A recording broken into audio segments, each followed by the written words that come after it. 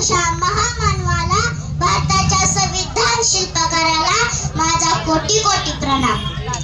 मी अंतरा संग्राम बल्लाळ आज या पवित्र प्रसंगी अत्यंत आदराने आणि अभिमानाने एका महान व्यक्तिमत्वाला अभिवादन करण्यासाठी उभी आहे, आणि ते म्हणजे डॉक्टर बाबासाहेब आंबेडकर।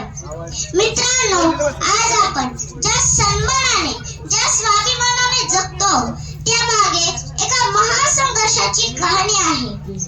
एक लहान मूल ज्याला शाळेत समान वागणूक मिळाली नाही, ज्याला पाणी पिण्यासाठी दुसऱ्यांवर अवलंबून राहायला लागायचं। विचार करा, ही वेदना किती मोठी असेल, पण त्या वेदनेतूनच एक शक्ती निर्माण झाली आणि त्या अन्यायातूनच एक क्रांती जन्माला आली।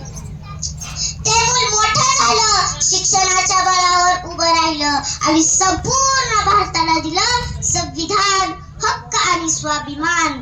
मित्रांनो, हा फक्त इतिहास नाही, हे आपल्या सर्वांच्या आयुष्याशी जोडलेलं एक सत्य आहे। आज आपण स्वतःला विचारायला हवं, आपण खरंच त्या विचारांचा आदर करतोय का? आपण समानता आणि बंधुता जपत आहोत का? कारण बाबासाहेबांनी दिलेली शिकवण ही फक्त एका समाजासाठी नाही, तर ती संपूर्ण मानवजातीसाठीच आहे। बाबासाहेब म्हणाले होते, शिक्षण हेच स्वातंत्र्याचं सर्वात मोठं शस्त्र आहे। मग आज आपण काय करतोय? शिक्षण घेतो, पण त्याचा उपयोग खरंच समाज घडवण्यासाठीच करतोय का? आपण शिक्षण घेतोय, पण इतरांनाही सोबत घेतोय का? जर नाही, तर अजूनही बाबासाहेबांचा विचार पूर्णपणे जगलो नाही। मित्रांनो, आज या पवित्र दिवशी आपण फक्त अभिवादन करून थांबायचं नाही, आपण त्यांच्या विचारांना आपल्या आयुष्यात उतरवायचंय, समानतेचा मार्ग स्वीकारायचा आहे आणि प्रत्येक माणसाला माणूस म्हणून सन्मान द्यायचा आहे। कारण खरी मानवंदना फुलांनी नाही, तर विचारांनी दिली जाते। ज्यांनी आपल्या आयुष्याचा प्रत्येक क्षण समाजासाठी दिला, तर त्यांच्या स्वप्नांना आपण न्याय दिलंच पाहिजे।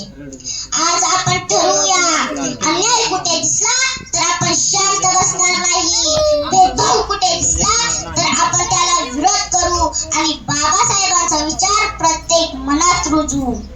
बाबासाहेब हे फक्त एका समाजाचे नेते नव्हते, तर ते संपूर्ण भारताचे मार्गदर्शक होते आणि मानवतेचे प्रतीक होते। चला मग आज आपण सर्वांनी मिळून असा संकल्प करूया, आपण शिक्षणाचा मार्ग स्वीकारू, आम्ही समानतेचा विचार जपू, आम्ही अन्यायाविरुद्ध उभे राहू। जय भीम, जय भारत, जय संविधान।